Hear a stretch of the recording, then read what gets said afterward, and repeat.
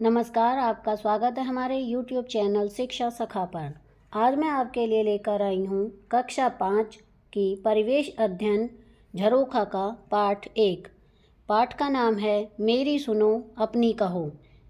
इस वीडियो में हम इस पाठ को पढ़ेंगे और इसके प्रश्नों के उत्तर करेंगे। अगर आप मेरे चैनल पर नए हैं और अभी तक आपने मेरे चैनल को सब्सक्राइब नहीं किया है तो प्लीज़ मेरे चैनल को सब्सक्राइब कर लें और बेल आइकन को ज़रूर दबाएं। मैंने अपने चैनल की प्लेलिस्ट में सब्जेक्ट वाइज लिस्ट डाली हुई है। आप जिस भी सब्जेक्ट के लेसन को देखना चाहते हैं मेरे चैनल की प्लेलिस्ट में जाकर उसे देख सकते हैं। तो चलिए शुरुआत करते हैं। पाठ 1, मेरी सुनो अपनी कहो। क्या कहते हैं ये सब? यहाँ पर देखिए, ये 3 बच्चे खड़े हैं। ये अपने बारे में बता रहे हैं और अपने घर के बारे में। तो चलिए, पहला बच्चा कहता है मेरे पापा एक फैक्ट्री में काम करते थे, वह फैक्ट्री बंद हो गई है, अब हम अपने गांव में रहेंगे। बीच में एक लड़की है, वो कह रही है सड़क को चौड़ा करने के लिए हमारी झुग्गियों को हटा दिया गया है, अब हमें रहने के लिए नई जगह तलाश करनी पड़ेगी। तीसरा बच्चा कहता है मेरे पापा काम के सिलसिले में दूसरे देश गए हैं, अब मैं और मेरी मम्मी नानी के घर रहते हैं। तो इनका नाम है, पहले का नाम है सतनाम, दूसरे का नाम, लड़की का नाम है कंचन और तीसरे बच्चे का नाम है पीटर। ऊपर दिए गए चित्र को देखो, सोचो और कॉपी में लिखो।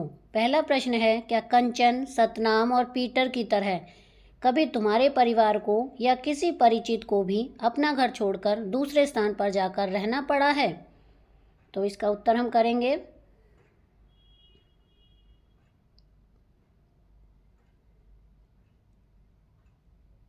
उत्तर है हाँ, मेरे चाचा जी को, जो कि फौज में नौकरी करते हैं, उनकी बदली अलग अलग स्थानों पर होती रहती है। इस प्रकार वे बहुत समय घर से दूर रहते हैं। क्वेश्चन 2, उन्हें दूसरी जगह जाकर रहना कैसा लगता होगा? उत्तर है उन्हें घर से दूर रहना तो अच्छा नहीं लगता, परंतु देश की सेवा के लिए वे इन बातों का ध्यान नहीं करते हैं। प्रश्न 3, नई जगह जाकर रहने में क्या अच्छा लगता है और क्या अच्छा नहीं लगता?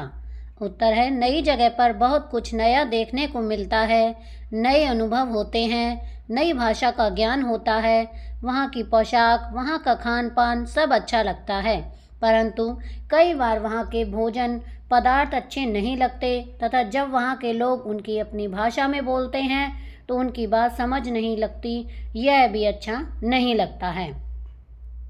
प्रश्न 4, लोगों को किन किन कारणों से अपना घर छोड़कर दूसरे स्थानों पर जाना पड़ता है?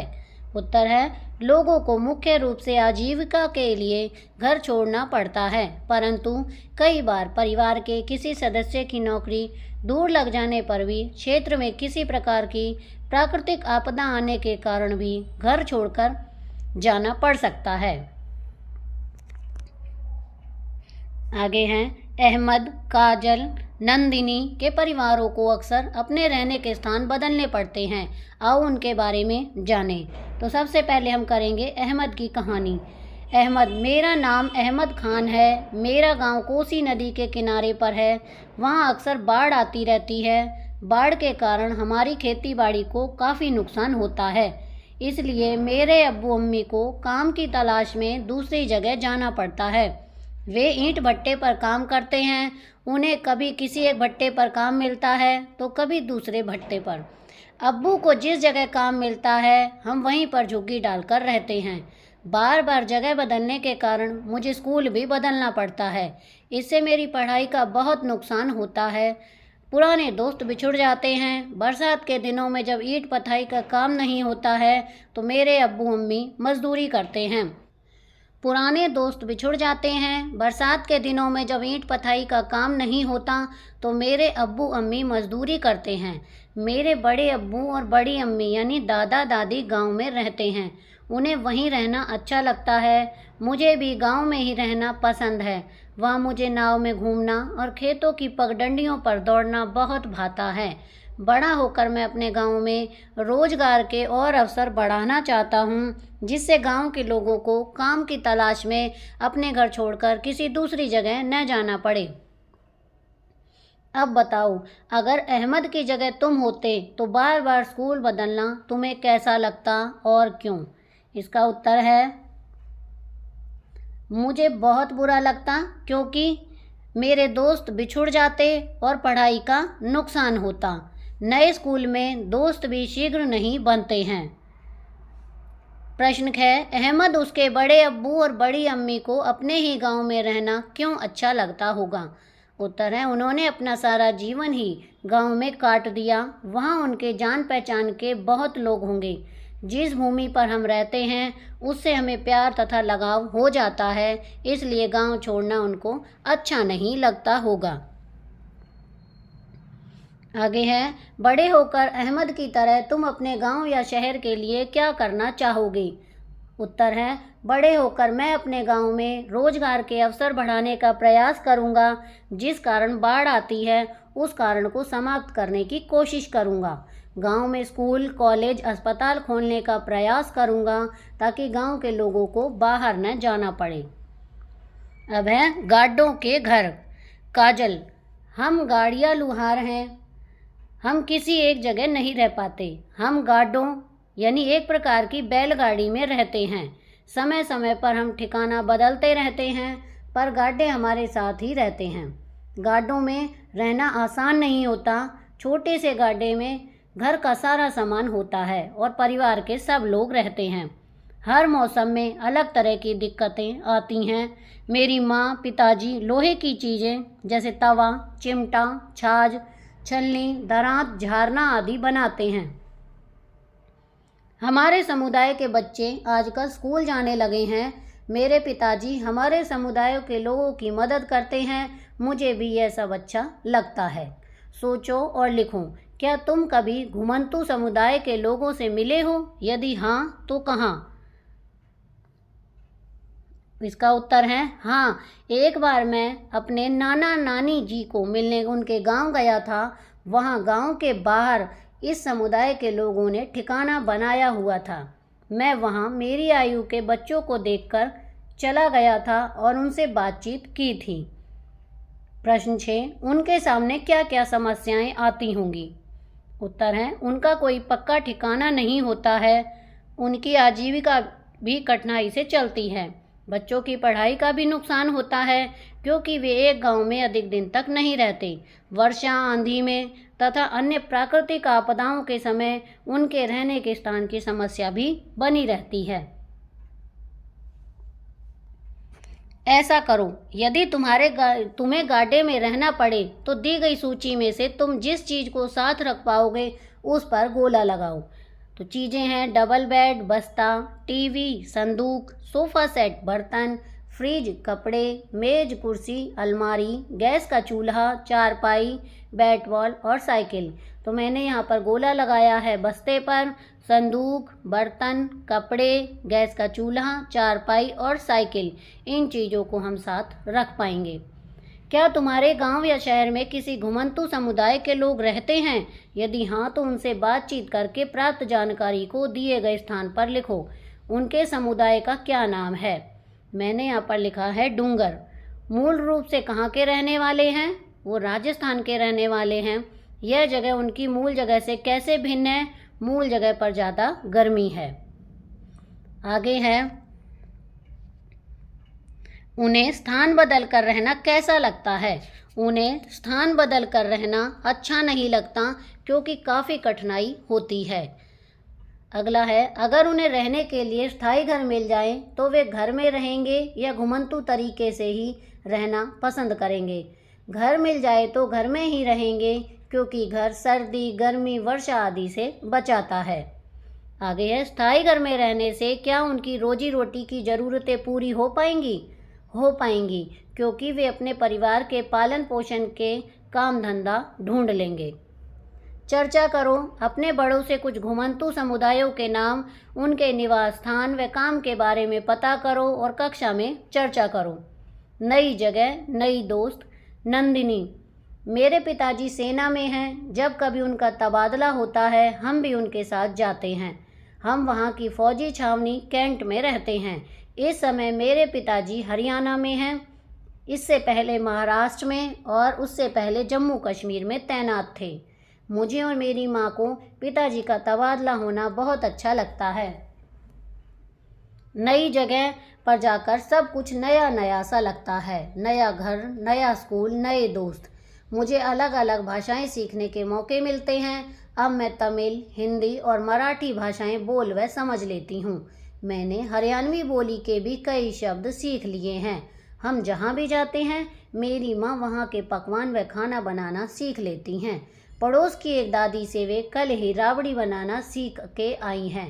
माँ कहती है कि तबादले के कारण हमें देश के अलग अलग भागों को देखने के अवसर मिल जाते हैं। आगे है विस्थापन। कभी कभी सरकारी योजनाओं के अंतर्गत भी होता है। वैकल्पिक आवासीय योजनाएं बनाई जाती हैं जिनके अंतर्गत आधुनिक आवास उपलब्ध करवाए जाते हैं। हरियाणा में इस योजना को आशियाना के नाम से जाना जाता है। ऐसा करो, नीचे लिखे वाक्यों को पढ़कर दिए गए स्थान में सही अथवा गलत का निशान लगाओ। नंदिनी के पिताजी रेल विभाग में काम करते हैं। ये गलत है, वो सेना में है।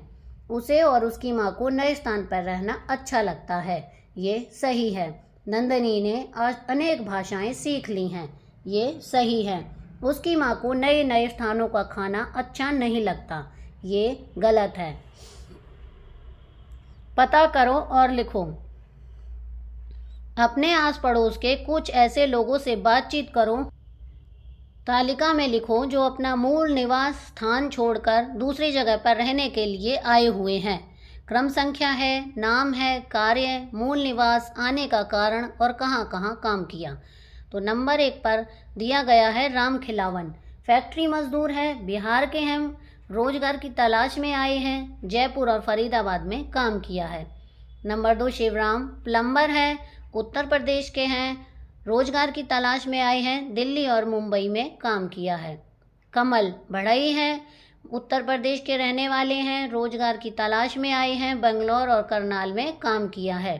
नंबर 4 विकास पेंटर है, केरल का है, रोजगार की तलाश में आया है, जबलपुर और कोलकाता में रहता है, काम करके आया है।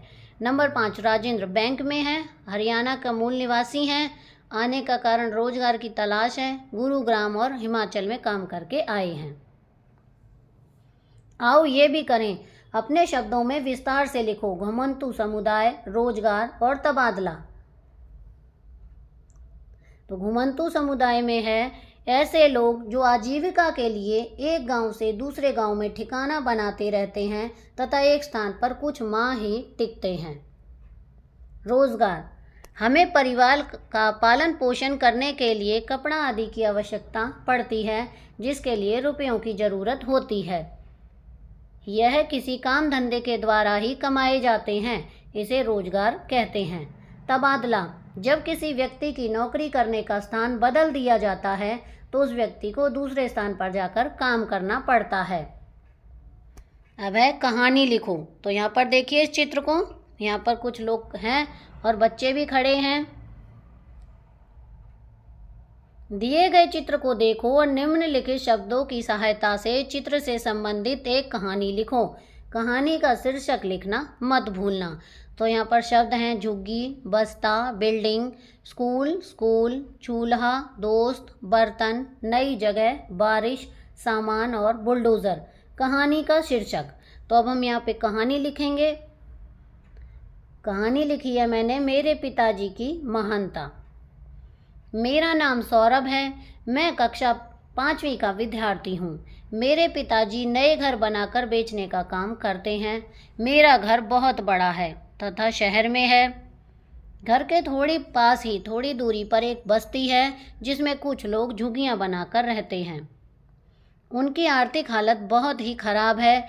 वहाँ एक लड़का रहता है जिसका नाम लेखू है। वह मेरा दोस्त बन गया है। मेरे घर के आसपास अधिक घर नहीं है तथा मैं खेलने के लिए लेखू की झुग्गी पर चला जाता हूँ। लेखू ने मुझे बताया कि उसे पढ़ना बहुत पसंद है, इसलिए मैंने उसे अपना पुराना बस्ता और कुछ पुस्तकें दे दी हैं। मैं उसे कभी कभी अपने स्कूल ले जाता हूँ। एक दिन मेरी अध्यापिका जी ने उसे देखकर पूछा कि यह कौन है तथा क्या करता है। मैंने उन्हें बताया कि उसे पढ़ने का शौक़ है परंतु वह स्कूल नहीं जाता है। उन्होंने उसके घर ले जाने के लिए कहा तो मैं उनको लेखू के घर उसकी माताजी से मिलवाने ले गया। अध्यापिका जी ने उन्हें बताया कि कोई भी बच्चा जिसकी आयु 14 वर्ष से कम है उसे स्कूल में अवश्य ही दाखिल होना होता है तथा उस स्कूल में पुस्तकें, खाना आदि सब कुछ मुफ्त में दिया जाता है। अब वह भी मेरे साथ स्कूल में आता है। अब हम और भी अच्छे दोस्त बन गए हैं। एक दिन स्कूल में छुट्टी के बाद वर्षा शुरू हो गई तो मैं लेखू के घर पर ही रुक गया। मुझे भूख लग रही थी तो उसने अपनी माताजी से खाना पकाने के लिए कहा। उसकी माताजी ने लेखू को बताया कि उनके चूल्हे में ईंधन नहीं है तथा उनके घर पर बर्तन भी टूटे फूटे हैं जिनमें वे मुझे खाना परोसेंगी तो उन्हें बुरा लगेगा। मुझे उनकी ऐसी हालत देखकर बहुत दुख हुआ तथा दया भी आई। अगले दिन मैंने अपने घर से कुछ अच्छे बर्तन तथा कुछ आवश्यक सामान जो हम प्रयोग नहीं करते थे परंतु ठीक अवस्था में थे लेखू के घर दे आया। वे लेते नहीं थे परंतु मैंने उनको कहा कि मैं भी तो आपके बेटे जैसा ही हूँ, आप इस सामान को अवश्य ही स्वीकार करें, नहीं तो मुझे भी बुरा लगेगा। कुछ दिनों बाद हमें छुट्टियाँ हो गईं और हम कुछ दिनों के लिए अपने मामा के घर दूसरे शहर में चला गया। जब मैं वापस आया तो देखा कि लेखू का घर तथा अन्य झुग्गियाँ वहाँ पर नहीं हैं। इस जगह को बड़े बड़े लोगों ने खरीद लिया था तथा बुलडोज़र की सहायता से सारे स्थान को साफ कर दिया था। वहाँ पर रहने वाले लोग नई जगह पर चले गए थे। मैंने पिताजी से पूछा कि यह सब क्या है तो उन्होंने बताया कि जिस स्थान पर झुग्गियाँ थीं वहाँ भूमि किसी अमेरिका में जाकर बस गए व्यक्ति की थी जो कई वर्षों से यहाँ नहीं आया था। अब वह यहाँ आया है तथा उसने यह भूमि बेच दी है। अब यहाँ बड़ी बड़ी बिल्डिंगें बनेंगी। मैं यह सुनकर बहुत उदास हो गया। मेरी उदासी का कारण समझकर पिताजी ने कहा इस भूमि में उनका भी कुछ भाग है जिसमें वह छोटे छोटे घर बनाकर लेखू तथा उसके परिवार जैसे लोगों को दे देंगे। यह सुनकर मैं खुश हो गया तथा पिताजी से लिपट गया। मेरी आंखों में खुशी के आंसू थे। बस्तियों को हटाकर वैकल्पिक स्वच्छ आवास प्रदान किए जाने संबंधी कुछ खबरें समाचार पत्रों से काटो और अपनी कॉपी में चिपकाओ। हटाए जाने के कारण भी लिखो। तो बच्चों आपको ये स्वयं करना है। न्यूज़पेपर लेके उसमें से जो खबर हो स्वच्छ आवास से संबंधित उनको चिपकाना है अपनी कॉपी में। नंबर 4, चर्चा करो परिवार को किन कारणों से अपने स्थान बदलने पड़ते हैं। अहमद के परिवार जैसे अनेक परिवार अपने गांवों से नगरों और महानगरों में रहने के लिए आते हैं। क्या नए स्थानों पर उनकी ज़िंदगी पहले से बेहतर होती है? महानगरों में उन्हें किस तरह के अनुभव होते होंगे? तो ये कार्य भी बच्चों आपको स्वयं करना है। नंबर 5, कारण बताओ बरसात के दिनों में ईंट पठाई का काम क्यों नहीं होता? उत्तर है बरसात के दिनों में मिट्टी गीली हो जाती है तथा अधिक नर्म भी हो जाती है जिससे ईंट पठाई का काम नहीं किया जा सकता। नंबर 2, नंदिनी अनेक भाषाएं बोल सकती है। उत्तर है नंदिनी कई प्रांतों में रही है इसलिए वहाँ की भाषाएं उसने सीख ली हैं। तो यहाँ पर हमारा पार्ट 1 का अभ्यास का कार्य पूरा हो गया है। अगली वीडियो में मैं आपको पार्ट 2 खेलों की दुनिया पार्ट को पढ़ाऊँगी और समझाऊँगी। आपको मेरी ये वीडियो कैसी लगी मुझे कमेंट करके ज़रूर बताएं। वीडियो को लाइक करें, शेयर करें और चैनल को सब्सक्राइब करना ना भूलें। Thank you.